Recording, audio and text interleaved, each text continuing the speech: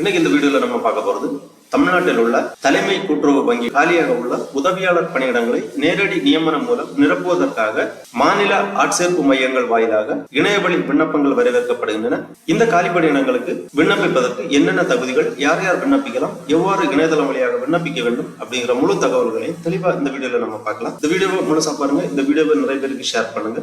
மனித சேவை channel subscribe பண்ணாதவங்க சப்ஸ்கிரைப் பண்ணி பெல் ஐகானையும் பிரஸ் பண்ணுங்க. தமிழ்நாட்டில் உள்ள தலைமை கூட்டுறவு வங்கிகளில் காலியாக உள்ள உதவியாளர் பணியிடங்களை நேரடி நியமனம் மூலம் நிரப்புவதற்காக மாநில ஆட்சேர்ப்பு மையம் வாயிலாக இணையவழி விண்ணப்பங்கள் வரவேற்கப்படுகின்றன.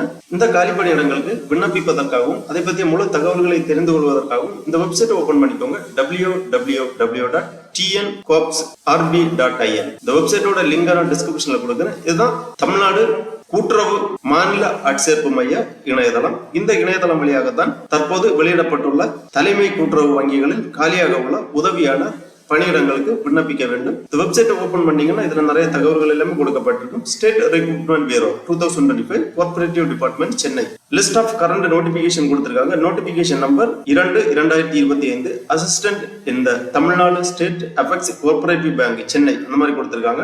அதுக்கு முன்னாடியே இங்க ஒரு நோட்டிபிகேஷன் கொடுத்திருக்காங்க. Notification for the recruitment of assistant TNSCB அந்த மாதிரி கொடுத்திருக்காங்க. இந்த லிங்க்ல நீங்க கிளிக் பண்ணிக்கோங்க. உடனே இந்த மாதிரி PDF ஃபார்மேட்ல ஒரு ஃபைல் ஒன்று ஓபன் ஆகும். இந்த ஃபைல் 62 பக்கங்களை கொண்டது. இந்த ஃபைல்ல இந்த வேலை வாய்ப்பு பற்றிய முழு தகவல்களுமே கொடுக்கப்பட்டுள்ளது. இந்த ஃபைலை ஒரு வாட்டி பதிவிறக்கம் செய்து தெளிவாக வாசித்து புரிந்து கொள்ள வேண்டும்.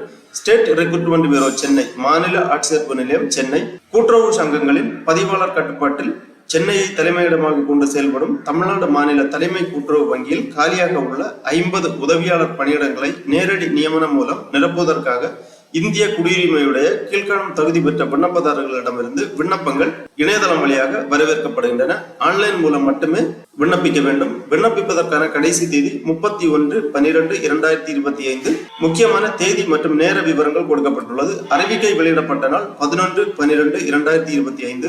இணையவழி மூலம் விண்ணப்பம் சமர்ப்பிக்க தொடங்கும் நாள் 14/12/2025. இணையவழி மூலம் விண்ணப்பங்கள் பதிவேற்றம் செய்ய கடைசி நாள் 31/12/2025. எழுத்து தேர்வு நடைபெறும் நாள் மற்றும் நேரம் 24/1/2026 காலை 10 மணி முதல் பிற்பகல் 1 மணி வரை.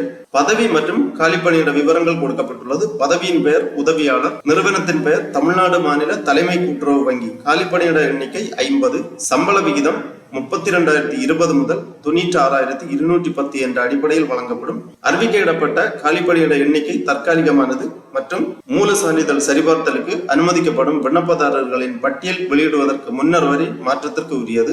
இவ்வறிக்கையில் அறிவிக்கப்பட்டுள்ள பதவிகளுடன் ஒத்த தகுதி நிபந்தனைகளுடன் கூடிய வேறு பதவிகளுக்கும் தெரிவு செய்யும் உரிமை மாநில ஆட்சேர்ப்பு நிலையத்திற்கு உண்டு. பணி இடஒதுக்கீடு விவரங்கள் கொடுக்கப்பட்டுள்ளது. இடஒதுக்கீடு நியமன விதிகள் இத்தேர்விற்கு பொருந்தும். பல்வேறு இனங்களை சார்ந்த தேர்வர்களுக்கான இடஒதுக்கீடு விவரங்கள் கீழ்வருமாறு கொடுக்கப்பட்டுள்ளது. இனவாரியாக ஒதுக்கீட்டு விவரங்கள் கொடுக்கப்பட்டுள்ளது. தெளிவாக வாசித்து புரிந்து கொள்ள வேண்டும். அப்புறமா சுருக்க முறை கொடுக்கப்பட்டுள்ளது. அப்புறம் இந்த பதவிக்கு விண்ணப்பிப்பதற்கான தகுதிகள் மற்றும் நிபந்தனைகள் கொடுத்திருக்காங்க. வயது வரம்பு 1/7/2025 படி வகுப்பு வாரியாக அனுமதிக்கப்பட்ட உச்ச வயது வரம்பு மற்றும் வயது வரம்பு சலுகை விவரங்கள் கீழே கொடுக்கப்பட்டுள்ளது. குறைந்தபட்ச வயது வரம்பு 18, அதிகபட்ச வயது வரம்பு 32. நிர்ணயிக்கப்பட்ட குறைபாடுகளுடைய மாற்றுத்திறனாளிகளுக்கு 42 வயது, முன்னாள் இராணுவத்தினருக்கு 50 வயது வயது சலுகை உண்டு. ஆதரவற்ற விதவை உச்ச வயது வரம்பு எதுவும் இல்லை. அப்புறமா SC ST MBC பிரிவை சார்ந்தவர்களுக்கான வயது வரம்பு அதிகபட்ச வயது வரம்பு எதுவும் இல்லை. ஆதார சான்று விவரங்கள் எல்லாமே கொடுத்திருக்காங்க. கல்வி தகுதி விவரங்கள் கொடுக்கப்பட்டுள்ளது. அறிவிப்பு வெளியிடப்பட்ட நாளன்று விண்ணப்பதாரர்கள் பின்வரும் கல்வி தகுதியை பெற்றிருக்க வேண்டும். அதாவது குவாலிபிகேஷன் கொடுத்திருக்காங்க. 10ஆம் வகுப்பு முடித்து 12ஆம் வகுப்பு முடித்து 3 ஆண்டு டிகிரி முடித்தவர்கள் இந்த பதவிகளுக்காக விண்ணப்பிக்கலாம். பதவியின் பெயர் அசிஸ்டன்ட். கல்வி தகுதி a graduate degree in any discipline of any university of institution recognized by University of Grand Commission, Bachelor of Engineering Technology, degree in computer science or information technology or electronics and communication or equivalent recognized by AICTE from any university institution recognised by the university grant commission. இந்த மாதிரி கல்வி தகுதி விவரங்களுமே கொடுக்கப்பட்டுள்ளது. ஒவ்வொரு தகுதிக்குமான vacancy details எல்லாமே கொடுத்திருக்காங்க. பட்டப்படிப்பு கல்வி தகுதியானது 10ஆம் வகுப்பு பிளஸ் உயர்நிலை பள்ளி பட்டயம் அல்லது அதற்கு இணையான படிப்பு பிளஸ் இளநிலை பட்டம் என்ற வரிசை முறையில் கல்வி தகுதிக்கான தேர்ச்சியினை பெற்றிருக்க வேண்டும். தமிழ்நாடு கூட்டுறவு ஒன்றியத்தால் நடத்தப்படும் கூட்டுறவு மேலாண்மை நிலையங்களில் வழங்கப்படும் கூட்டுறவு பட்டய படிப்பு டிப்ளமோ இன் கார்ப்பரேட் மேனேஜ்மெண்ட் கூட்டுறவு மேலாண்மை நிலையம் மற்றும் மதுரை கூட்டுறவு மேலாண்மை நிலையம் மூலம் நடத்தப்படும் உயர் கூட்டுறவு பட்டய பயிற்சி higher diploma in cooperative management ஆகிய படிப்புகள் படித்தவர்களுக்கு முன்னுரிமை அளிக்கப்படும். பின்வரும் பட்ட படிப்பு படித்தவர்கள் கூட்டுறவு பயிற்சி பெறுவதிலிருந்து விலக்களிக்கப்படுகிறது. அதாவது வைகுந்தா மேத்தா தேசிய கூட்டுறவு நிறுவனம் புனே வழங்கும் முதுநிலை வாணிப மேலாண்மை கூட்டுறவு பட்டம், பிகாம் ஆனர்ஸ் கூட்டுறவு, எம்காம் கூட்டுறவு, எம்ஏ கூட்டுறவு, பல்கலைக்கழக மானிய குழுவால் அங்கீகரிக்கப்பட்ட ஏதேனும் ஒரு பல்கலைக்கழகத்தால் வழங்கப்படும் கூட்டுறவு முதுநிலை பட்ட படிப்பு, பிஏ கூட்டுறவு, பிகாம் கூட்டுறவு ஆகிய படிப்புகள் படித்தவர்களுக்கு கூட்டுறவு மேலாண்மை பட்டய படிப்பு தகுதியிலிருந்து விலக்களிக்கப்படுகிறது. இவ்வாறு தகுதி விவரங்கள் எல்லாமே தெளிவாக கொடுக்கப்பட்டுள்ளது. வாசித்து புரிந்து கொள்ள வேண்டும். உடற்தகுதி சரிபார்ப்பு கொடுக்கப்பட்டுள்ளது. பணி நியமனத்திற்கு தெரிவு செய்யப்படும் விண்ணப்பதாரர்கள் தங்கள் உடற்தகுதி சான்றிதழனை பணி நியமனத்தின் போது நியமன அலுவலரிடம் சமர்ப்பிக்க வேண்டும். மொழியில் தகுதி விண்ணப்பதாரர்கள் இந்த அறிவிக்கை வெளியாகும் நாளன்று போதுமான தமிழறிவு பெற்றிருக்க வேண்டும். பின்வரும் தகுதியை பெற்றிருக்கும் ஒருவர் தமிழில் போதிய தகுதியுடையவராக கருதப்படுவார். 10ஆம் வகுப்பு அல்லது அதற்கு இணையான கல்வி தகுதியில் உயர்நிலை பள்ளியில் படிப்பு, பட்டப்படிப்பில் தமிழை ஒரு பாடமாக எடுத்து தேர்ச்சி பெற்றிருக்க வேண்டும். அல்லது உயர்நிலை பள்ளி படிப்பை அல்லது 10ஆம் வகுப்பு அல்லது அதற்கு இணையான கல்வி தகுதியை தமிழை பயிற்று மொழியாக கொண்டு தேர்ச்சி பெற்றிருக்க வேண்டும். அடுத்ததாக இந்த பணிக்கான தேர்வு கட்டணம், அதாவது விண்ணப்பத்திற்கான விண்ணப்ப கட்டணம் கொடுக்கப்பட்டுள்ளது. ஆதி திராவிடர் அருந்ததியர், பட்டியலிடப்பட்ட பழங்குடியினர், ஆதரவற்ற விதவை, நிர்ணயிக்கப்பட்ட குறைபாடுடைய மாற்றுத்திறனாளிகளுக்கு விண்ணப்ப கட்டணம் ரூபாய் 250. பிற்படுத்தப்பட்ட வகுப்பினர் இஸ்லாமியர், மிகவும் பிற்படுத்தப்பட்டவர், சீர்பனவரர் இவர்களுக்கான விண்ணப்ப கட்டணம் ரூபாய் 500. இணையதளம் வழியாக விண்ணப்ப கட்டணத்தை செலுத்த வேண்டும். இணையவழி மூலம் விண்ணப்பத்தை சமர்ப்பிக்கும் நேரத்தில் விண்ணப்ப கட்டணம் மற்றும் தேர்வு கட்டணம் இணையவழியில் ஆன்லைனில் செலுத்தப்பட வேண்டும். கட்டணத்தை கட்டும் முறை உள்ளிட்ட விவரங்கள் இந்த அறிவிப்பின் இணைப்பில் கொடுக்கப்பட்டுள்ளது.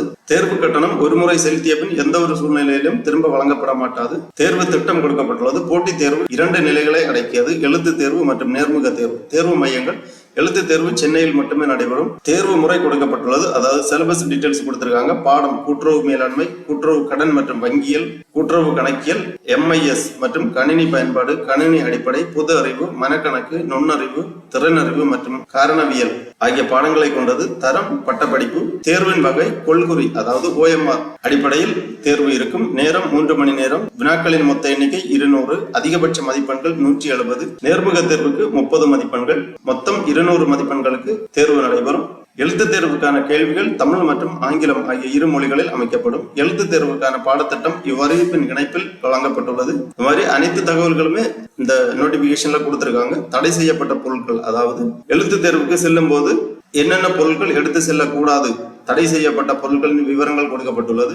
எழுத்து தேர்வுக்கு பின் தரவரிசை நடைமுறை. எழுத்து தேர்வில் விண்ணப்பதாரர்கள் பெற்ற மதிப்பெண்களின் அடிப்படையில் தரவரிசை பட்டியல் தயாரிக்கப்படும். 2 அல்லது அதற்கு மேற்பட்ட விண்ணப்பதாரர்கள் சம மதிப்பெண்களை பெற்றிருப்பின் வயதில் மூத்த விண்ணப்பதாரர் தரவரிசை பட்டியலில் முதலிடத்தில் வைக்கப்படுவார்கள். மூல சான்றிதழ் சரிபார்ப்பிற்கான அனுமதி விவரங்கள் கொடுக்கப்பட்டுள்ளது. தேர்வு செய்யும் முறை: எழுத்து தேர்வில் விண்ணப்பதாரர்கள் பெற்ற மொத்த மதிப்பெண்கள் மற்றும் நேர்காணலில் பெற்ற மதிப்பெண்களின் அடிப்படையில் தரவரிசை பட்டியல் தயாரிக்கப்படும். 2 அல்லது அதற்கு மேற்பட்ட விண்ணப்பதாரர்கள் சம மதிப்பெண்களை பெற்றால் வயதில் மூத்த விண்ணப்பதாரர்கள் தரவரிசை பட்டியலில் முதலிடத்தில் வைக்கப்படுவார்கள். வயதும் ஒரே மாதிரியாக இருக்கும் போது எழுத்து தேர்வில் அதிக மதிப்பெண்களை பெற்ற விண்ணப்பதாரர்கள் தரவரிசை பட்டியலில் முதலில் வைக்கப்படுவார்கள். எழுத்து தேர்வில் பெறப்பட்ட மதிப்பெண்களும் சமமாக இருக்கும் போது விண்ணப்ப எண்ணிலிருந்து தீர்மானிக்கப்பட்ட மாநில ஆட்சேர்ப்பு நிலையத்திற்கு முன்னதாக தனது விண்ணப்பத்தை சமர்ப்பித்த விண்ணப்பதாரர் தரவரிசை பட்டியலில் முதலிடத்தில் வைக்கப்படுவார். இவ்வாறு தேர்வு செய்யும் முறை எல்லாமே கொடுத்திருக்காங்க. விண்ணப்பதாரர்கள் தேர்வுக்கான தகுதியை உறுதி செய்தல். இவ்வாறு அனைத்து தகவல்களுமே இந்த ஃபைல்ல கொடுத்திருக்காங்க. தெளிவா ரீட் பண்ணி புரிந்துக்கோங்க.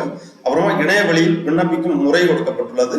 இணையவழி விண்ணப்பங்களை சமர்ப்பிப்பதற்கான வழிமுறைகள் கொடுக்கப்பட்டுள்ளது. ஆவணங்கள் பதிவேற்றம் செய்யக்கூடிய வழிமுறைகள் எல்லாமே கொடுக்கப்பட்டுள்ளது. விண்ணப்பதாரர்கள் இணையவழி விண்ணப்பத்தை சமர்ப்பிக்கும் போது ஒவ்வொரு உரிமை கோரலுக்கான ஆதரவான அல்லது தேவையான சான்றிதழ்கள் PDF வடிவில் 200 KBக்கு மிகாமல் பதிவேற்றம் செய்ய வேண்டும். இந்த பதவிகளுக்கு விண்ணப்பிக்க தகுதியுள்ளவர்கள் இந்த நோட்டிபிகேஷனை ஒரு வாட்டி தெளிவா வாசித்து புரிந்து கொண்டு அதன் பிறகு இணையவழி விண்ணப்பத்தை சமர்ப்பிப்பதற்காக ஆரம்பிக்க வேண்டும். இணையவழி விண்ணப்பத்தை சமர்ப்பிப்பதற்காக திருப்பி இந்த பேஜ்ல வந்தீங்கன்னா இங்க கொடுத்திருக்காங்க நோட்டிபிகேஷன் நம்பர். அசிஸ்டன்ட் இந்த Tamil Nadu state effects cooperative bank Chennai apply அப்படிங்கிற ஒரு ஆப்ஷன் இருக்கு. இந்த ஆப்ஷன்ல கிளிக் பண்ணிக்கோங்க. உடனே இந்த மாதிரி அப்ளிகேஷன் பேஜ் ஓபன் ஆகும்.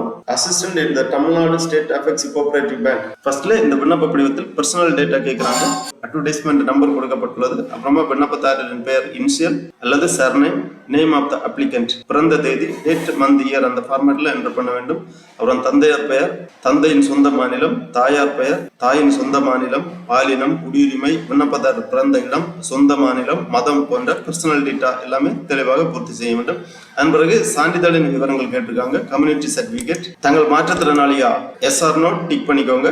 எஸ் என்றால் அதற்கான விவரங்கள் எல்லாமே சமர்ப்பிக்கப்பட வேண்டும். குறைபாட்டின் சதவிகிதம், குறைபாட்டின் வகை போன்ற விவரங்களை தெளிவாக எழுத வேண்டும். அப்புறம் தங்கள் பதிலி எழுத்தரின் சேவையை பயன்படுத்த விரும்புகிறீர்களா அப்படின்னு கேட்டிருக்காங்க. எஸ் ஆர் நோ டிக் பண்ணிக்கோங்க. தங்களுக்கு எழுத்து தேர்வில் கூடுதல் நேரம் வழங்கப்பட வேண்டுமா, தங்களுக்கு நிர்ணயிக்கப்பட்ட குறைபாடுடைய மாற்றுத்திறனாளியா, தாங்கள் முன்னாள் ராணுவ வீரரா, அந்த மாதிரி விவரங்கள் எல்லாமே கேட்டிருக்காங்க. எல்லாமே தெளிவாக பூர்த்தி செய்ய வேண்டும். அதன் பிறகு எஜுகேஷனல் குவாலிபிகேஷன் டீடைல்ஸ் எல்லாமே கேட்டிருக்காங்க. 10ஆம் வகுப்பு மதிப்பெண் சான்றிதழ், எண், தேர்ச்சி பெற்ற வருடம் மற்றும் மாதம், பயிற்று மொழி, தேர்வு குழுமத்தின் பெயர், இந்த மாதிரி கல்வி தகுதி விவரங்கள் எல்லாமே என்டர் பண்ண வேண்டும். அப்புறமா மேல்நிலை பள்ளி கல்வி அல்லது பட்டய படிப்பு 3 ஆண்டு பயின்றுள்ளீரா, அப்புறம் இளநிலை, அப்புறம் ஒருங்கிணைந்த 5 ஆண்டு முதல்நிலை பட்டம், முதுநிலை பட்டம் கேட்டிருக்காங்க. உங்க கல்வி தகுதி விவரங்கள் எல்லாமே தெளிவாக பூர்த்தி செய்ய வேண்டும். அதன் பிறகு மீடியம் ஆஃப் இன்ஸ்ட்ரக்ஷன் கேட்டிருக்காங்க.